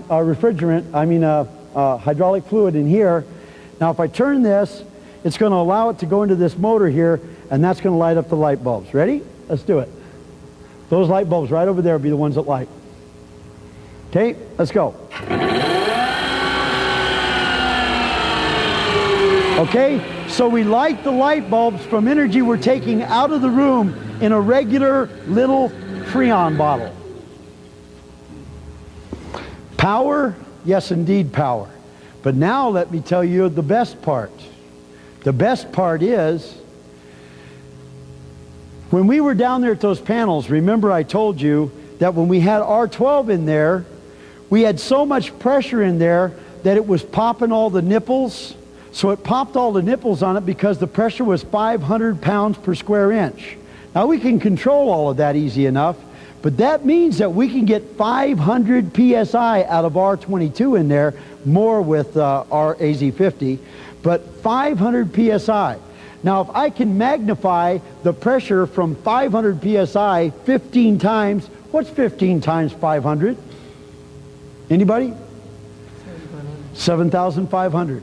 That means I could get not 2,000 PSI, I could get 7,500 pounds per square inch by just moving the refrigerant into those panels. And how do we get the energy transfer? Well, because we've got the sun shining on them, the wind, the rain, the sleet, the hail. But guess what? If we're rolling down the road and we got wind going across them, remember the best thing that happens to that panel down there is airflow, because you get more exchanges over a given period of time. Take a truck. On the sides of the truck, put those 8-foot by 3-foot panels all along the side of the truck. How many of them could you put along there? And you can put them on the top as well.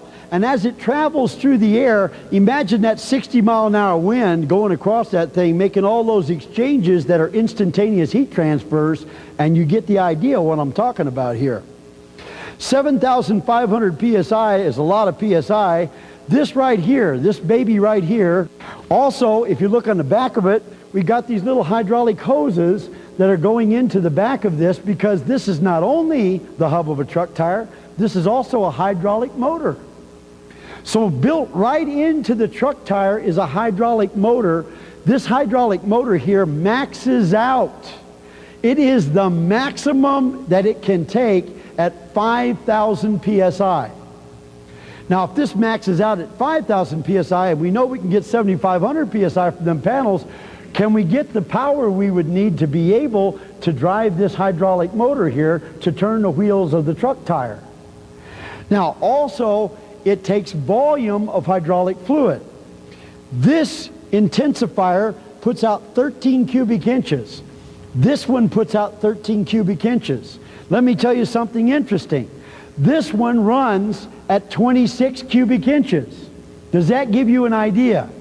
If we had those two together and we were just running them together, taking the energy from the air from the Freon and just creating 26 cubic inches of that fluid and consistently feeding that 26 cubic inches of fluid in here at 7,000 PSI, we'd probably blow this up. So we'd have to cut it down to 5,000 PSI. We couldn't go above 5,000 PSI.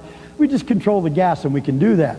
So we could max this out. Well, how much power is there in this engine right here? Well, this motor right here.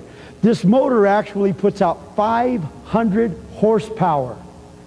Now, if you had one on the back wheel and one on the other wheel of a truck, that's 1,000 horsepower against the wheels going down the road. If you wanted one in the front, or one on each side in the front too, or in any of the other tires, then you'd have 2,000 horsepower. And all you would have to have for 2,000 horsepower is 8 of those intensifiers, and you have plenty of space for panels to be able to keep that gas a-coming. Now, this is kind of an interesting concept, isn't it? Now, I'm going to show you, we've got this hooked up here with a little electric motor. It's plugged into electricity, no problem, that is electric. We're cheating big time. This right here is a hydraulic reservoir. So as we suck the hydraulic, as we take the hydraulic fluid through the pump, we then will be running it past this pressure gauge and back in again. So as we turn it on, I need somebody to come up here and read this gauge for us and tell us what the pressure of this gauge is. Anybody? You want to come? All right. There's the gauge right there. Tell us what the pressure is. It's about 75. Yeah, right? 75 right on the nose. 75 pounds per square inch, right?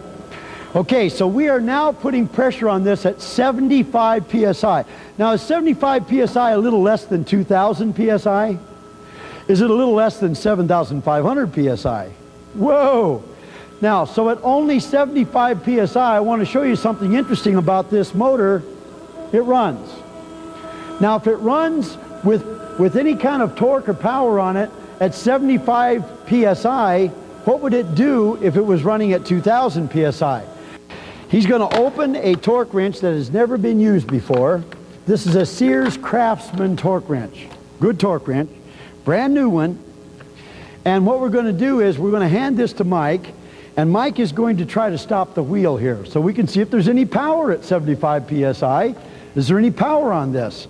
As he tries to stop it, by the way, it's going to go in foot-pounds of torque, and as this needle goes in, it goes all the way up to here. It's 150 foot-pounds of torque. Okay, so we're going to see what Mike can do here. All right. And now, when you're ready, I'm going to turn this on. Mike is going to try to stop this, and this needle is going to go down here somewhere, maybe right about there, and that'll be about 80 foot-pounds of torque. Or maybe it'll go all the way to the end, 150 foot-pounds of torque. Let's see what kind of torque we got at 75 psi. We all ready? Okay, here it goes. Maxed it out. So it went all the way off the end of this thing, 150 foot-pounds of torque. Now, so if it does 150 foot-pounds of torque, has all that capability to pull a load at 75 psi, what would it do at 7,500 psi? Take the panels and put them on a railroad car. Hey, if you could put them on the side of a truck, why can't you put them on the side of a railroad car? So all these panels are on the side of a railroad car. They use a locomotive that uses 2,500 horsepower or 3,800 horsepower to pull 50 trains.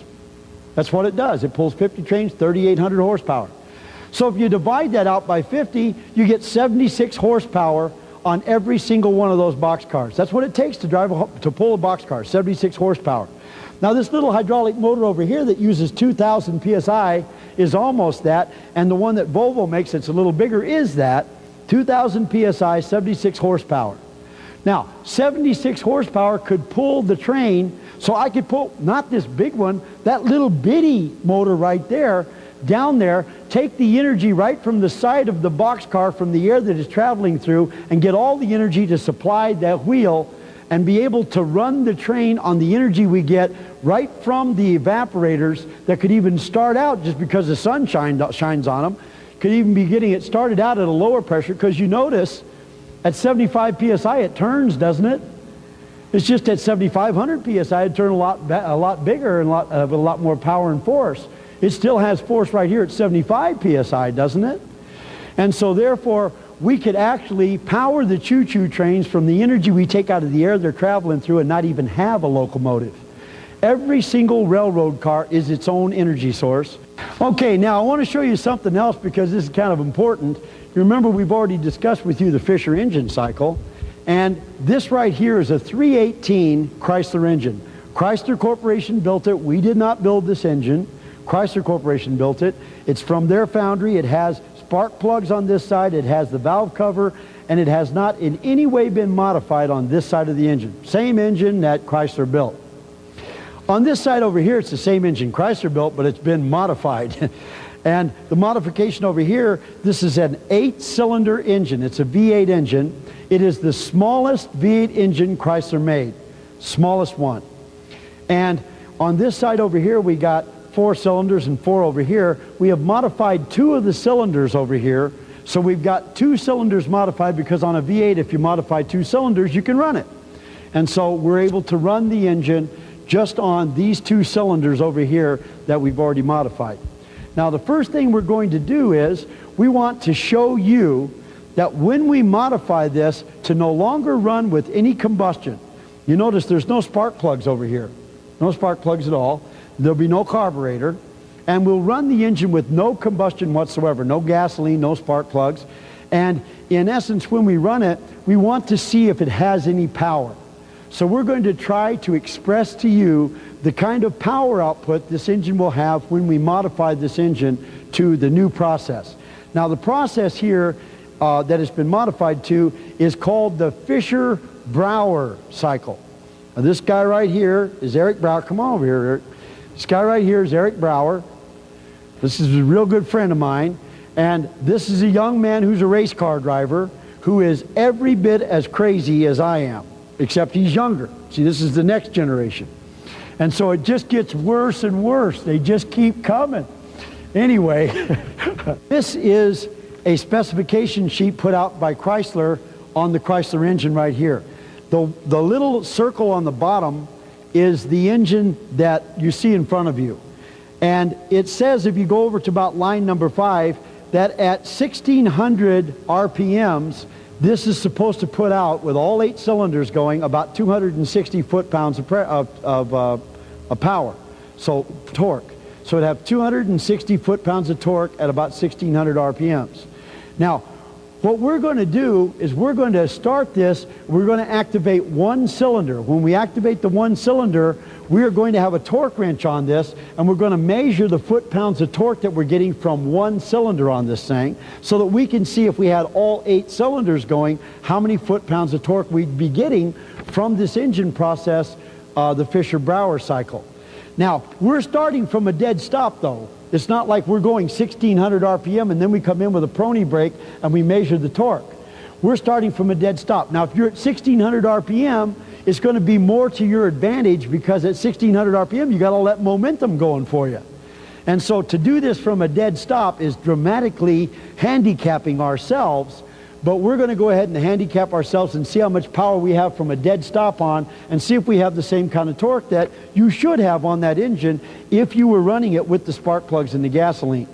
Now, right here then it says that the way to measure this, we have 8 cylinders, and this way that this is set together, we're getting power on every stroke. So we get power on every stroke. The way it's normally set up on an 8-cylinder, you get power every other stroke. We have changed this to get power on every single stroke. Now, if we get on 1 cylinder 100 foot-pounds of torque, when it travels all the way through its travel, 100 foot-pounds of torque, there would be 2 of these cylinders up at any one point in time. So 2 pistons will be up together. So if one of them went through a whole cycle and got 100 foot-pounds, to compensate for the other one that would be going through the cycle at the same time, you should double the torque that you get from 1 cylinder. So the torque you get from 1 cylinder would be doubled. So if we got 100 foot-pounds on 1 cylinder, we'd be getting 200 foot-pounds on the 2 that are up together at any time. Then the other 6 pistons are somewhere in their travel while this is going on, if you had it actually functioning and running. And so to compensate for the other 6 cylinders, take what you get on the 2 power strokes and divide it in half, and that'll give you the compensation of the other 6 cylinders. So if on 1 cylinder I got 100 foot-pounds, I'd have 100 and 100's 200, half of that's 100 is 300 foot-pounds of torque. So in other words, take what you get on one of them, divide it by 3, and that's the power that you'd be getting. Now, in order to do that, if I'm going to get 260 foot-pounds, if I got 85 foot-pounds out of one of these cylinders, then 85 foot-pounds times 3 would be the 260 foot-pounds. So the biggest V8 engine Chrysler makes, this is some data on the biggest V8 engine Chrysler makes, and if you go over about 5 lines and you look there, you see that it's a whole lot more torque than on this little smallest V8 engine Chrysler makes. And as a matter of fact, if I got 125 foot-pounds on this one that's been modified to the Fisher-Brauer cycle, if I got 125 foot-pounds on that one cylinder, multiply that times 3, and I would be getting as much power out of the smallest V8 engine Chrysler made as we would be getting out of the biggest V8 engine Chrysler made. Now, wouldn't that be a kick? Now, this right here is the same torque wrench, Sears Craftsman, and if it goes, when we put it on here, if it goes up to about here, that's the 85 foot-pounds of torque, about halfway across this. If it goes all the way out to here, that's 125 foot-pounds of torque. So if it goes within about an inch of the end, then we are getting as much power out of this as we would be getting out of the biggest V8 engine Chrysler makes. If it goes right to about there, about halfway across these numbers, then we're getting the same torque out of this as Chrysler gets out of it when they burn gasoline in it and run it as a regular small V8 engine. All right.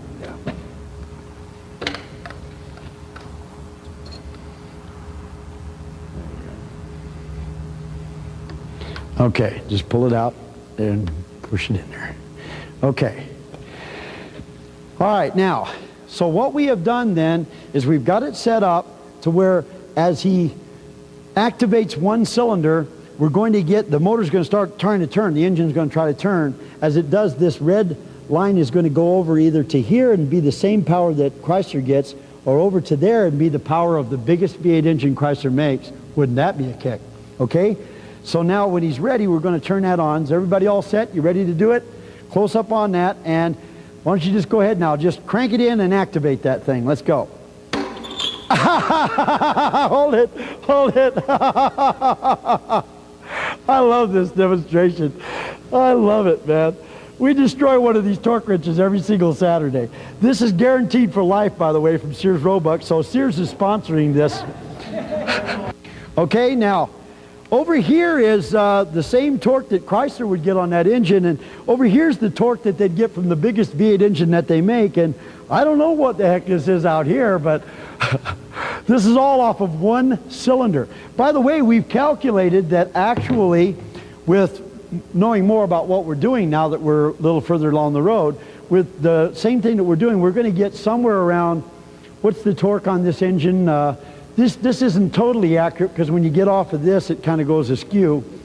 What's the whole torque you get on the V8? I calculate that with the pressure available here, which we'll be able to do if we on the Fisher process in the vehicle, we should be able to hit those higher pressures. We should somewhere between 1,200 and 1,800 foot-pounds of torque. Right. Now, 1,200 to 1,800 foot-pounds of torque, 260 is what they were, but the largest truck, semi-truck, runs on about, what, 1,400? Yeah, the really big ones I think are around 1,450 these days. With the 1,450 foot-pounds of torque. So we'll get between 1,200 and 1,800 foot-pounds of torque, probably more like 1,500 foot-pounds of torque, off of the smallest V8 engine Chrysler made. I want you to understand this is the very first unit that we had, and this engine, when we turn it on, we have an exhaust right here. This engine is not closed loop. We're making it closed loop, but what we did initially was just prove that the whole concept would work. And so when Eric put it together, it's open loop right here. So whenever we do this, we're utilizing CO2 right here. This is CO2 in a canister. We're going to run CO2 into the heads, and then we're going to allow the CO2 to come out of here. And so since it has an exhaust, it's going to make noise. Normally, it would come out of here, it would be condensed, we would run it back into the top of the head, and it wouldn't make any noise at all. So I just wanted to warn you, there will be noise here. And also, this header, there would be a header over this, and so this little apparatus here is going to make a clicking noise, and so you'll hear that noise.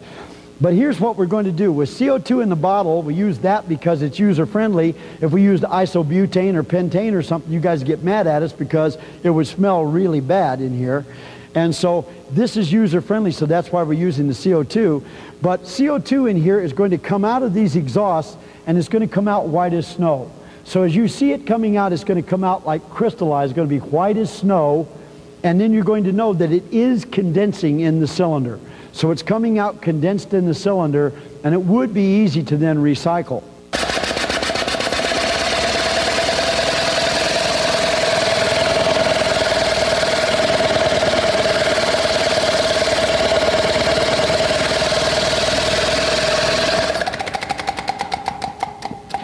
Okay, now let's have Eric come over here and explain to you guys what he did here. One of the reasons we get to multiply the torque so much off of the reading of one cylinder is because we're running this engine as a two-stroke instead of the four-stroke the way it used to be run. So what happens is you can, just to get you down the road where you had to run, say, maybe 75 psi in the cylinder to give you enough force to cruise a flat and level surface at 60 miles an hour, now you'll be able to back that off to probably about half. And the lower bearing shells on the rod bearings and stuff aren't going to see as high of peak as they go down the road through the, or average peak I should say, as they go down the road. So you'll be able to have a little bit less wear that way. Another thing is that on the combustion process that you get, there's almost never a perfect burn of what happens in the cylinder. The catalytic converter is there because it's supposed to burn the fuel that didn't burn in the engine. So you don't really burn all the fuel in the engine the way cars are set up now, and that means some carbon is in the cylinder after combustion. And that slips past the rings, and it acts like sandpaper as it gets past the rings, and it tends to wear the ring and then the cylinder wall out. And then when it gets in the oil, it makes your oil black, otherwise your oil wouldn't be getting black if it wasn't for this. And the particles are so fine, some of them get through the oil filter and they go down the oil, and they act like very fine sandpaper on your main crankshaft bearings and help the engine wear out, as well as getting splashed up from the crankshaft in there on the cylinder walls, even unfiltered. So you have the wear that you get on the engine from a combustion engine that you won't have on this because of that. And then you also have the heat that's created by the combustion process that gets the top of that piston up to, say, 500 degrees Fahrenheit. And when things are hotter, they wear down quicker. So we'll probably be running less than 250 degrees Fahrenheit. And the piston will probably average half of that or less. So we're running a lot lower temperatures for another thing. And the other thing is this engine can have its crankshaft to crankcase sealed, so you don't have outside air, oxygen, and moisture able to get into the oil. So your oil will not get acidy and contaminated like it does in a regular car now. So that means that your oil will probably never have to be changed for the life of the engine, and with all of the other things that reduce the friction and wear in the engine, you're probably looking at somewhere around 400,000 or more miles that you can get between rebuilds. Okay, $1,500, modify any car, and you no longer have a gas tank, you no longer have an exhaust system. But how do you power it? If you don't have a gas tank, how do you put the energy into it? Well, this right here is a takeoff on a thing called the hot box. It is the world's most efficient thermal storage device. We devised this device actually a long time ago, and I'm going to just give you a brief version of it now, and I'll tell you more when we get over to that side. But right here in this thing that I'm holding, we have a special chemical that can hold two chemicals. One of these chemicals, which we're still testing for stability, can hold about 300,000 BTUs right here in this little tube that I'm holding in my hand. 300,000 BTUs of heat energy. But with the other stuff that we've already tested, that we already know what it is, we can hold about 60,000 BTUs right here. Now, if you can imagine, these little things go into a compartment here that have insulation on them, and also we wind the whole thing in carbon fibers on the outside, which withstands 250,000 pounds per square inch. So impact, you could take this and drop it down the Grand Canyon when it's wound with carbon fibers and you can't destroy it. Nothing you can do to hurt it in any way. We have a hot little bullet, that bullet right there on the inside, that's about 2,000 degrees, and we got this thing sitting right up here inside the engine compartment. We lined the inside of the engine compartment with these, and every one of these things have from 60,000 to 300,000 BTUs of heat energy in them. All you have to do is remember to plug, actually not this little cord because that's a small one, but it would be a much bigger, more beefy cord. Plug that into the electricity at your house, and then this will charge in the evening, and you'll have enough energy on site that if the one thing that we use, we have to use that, you'll have to charge it once a week. But if the other chemical that we're checking for stability right now turns out to be what we think it is, then you'd only have to plug it in once a month, and you'd have all the energy you need for a month's worth of driving by plugging it into electricity one night, overnight, while you sleep. Wake up in the morning, you're ready to go for another month's worth of driving. So you never stop at a gas station. But why would you use electricity, you ask? Because we over here have got a technology that can take the energy right out of the air through the world's most efficient heat pump, couple it with a Fisher heat engine, and produce electricity totally for free at your house. Okay, what is happening right here is this is a direct drive compressor. This direct drive compressor takes Freon from the panels, and it runs that because this direct drive is causing the pistons to go up and down. That gives us heat into the boiler. The boiler expands the other Freon back through that into a double-acting piston that's going back and forth. We're converting with mechanical apparatuses, we're converting that into shaft rotation. That shaft rotation turns this wheel. As this wheel turns, it causes the compressor to turn. As the compressor supplies the heat, it causes this wheel to turn. You might say these two wheels are powering each other. And by the way, once the Freon has taken the heat, it then made the power, it then goes up here. This is a condenser. We're sucking water out of the bottom of the tank, could be the well. And we're running the water through this pump right here that's also driven by this same drive mechanism, running the water into this condenser. It's the world's most efficient condenser at 100-degree delta T, 6 million BTUs. And as we're then running the water through, we're making the water hotter, but the water will also be being pumped. And as I do this, I'll show you the water being pumped. And then also, we're cooling down the Freon, which is going into this canister and is being pumped right back into the boiler by a little trombone pump that's running on the same cylinder. You ready to try it? Let's go ahead and try it. Let's turn it on, guys. Okay. Now, by the way, you notice that it is pumping water. I can never do that because, there you go. Thank you. All right, you notice the water is running. So it is pumping water from energy taken out of the air, and we'll light the lights too from excess energy. So the lights are being lit from excess energy from the air. They're pulsing. It wasn't set up to do that, so we don't have it stable, but we thought we'd just demonstrate the excess power that we have. Main thing is it's pumping water. It's supposed to be pumping water. That's a closed loop because it's continuing to go through the boiler and in back.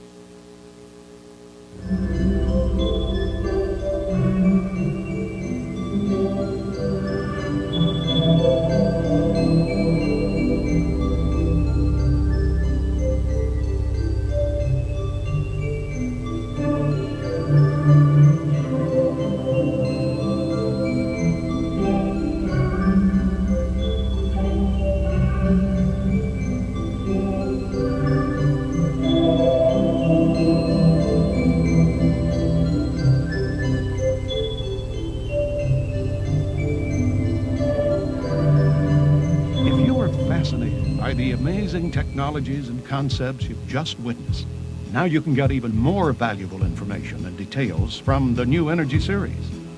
5 full-length videos, 9 hours of in-depth conversations and demonstrations of free energy systems. Explore the worlds of inventors and theoretical physicists who are changing the paradigms of science. Volume 1 features Tom Bearden. In particle physics, any electrical charge is automatically a broken symmetry. Now what this means is there is a virtual photon flux, a violent flux exchange between the vacuum itself, which is filled with this virtual photon flux.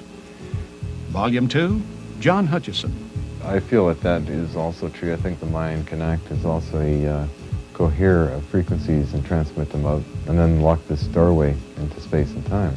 This motor here drew 12.5 amps. Volume 3, Joseph Newman. This motor right here only draws 7.5 amps. And look at the size of the propeller. Look at the size of the propeller. Look at the size of the motor. Look at the size of the motor. Now this is exactly what I teach throughout my book. I taught it to Dr. Hastings. I've taught it to the world. That the larger you make the mass, then the smaller amount of power it will take and the more power it will produce. would be Volume this old 4 wooden highlights prototype. Troy Reed. This is an old mechanical device. It's got 2 inner wheels on the inside, 2 outer shell wheels with magnets. They got 8 magnets on this side, 8 magnets on the inside here. Let's see what kind of torque we got at 75 psi. In Volume You all 5, ready? Dennis Lee. Okay, here it goes. Maxed it out. So it went all the way off the end of this thing, 150 foot-pounds of torque. This engine. They're just to the new $29.95 for process. each tape. Now the process Or get all here, 5 for that it's been modified to $119.95, a is savings of called the $30. Fisher-Brouwer Place your order cycle. today. Call 1-800-795-TAPE, T-A-P-E. Or write to Lightworks Audio and Video, Post Office Box 661593, Los Angeles, California, 90066.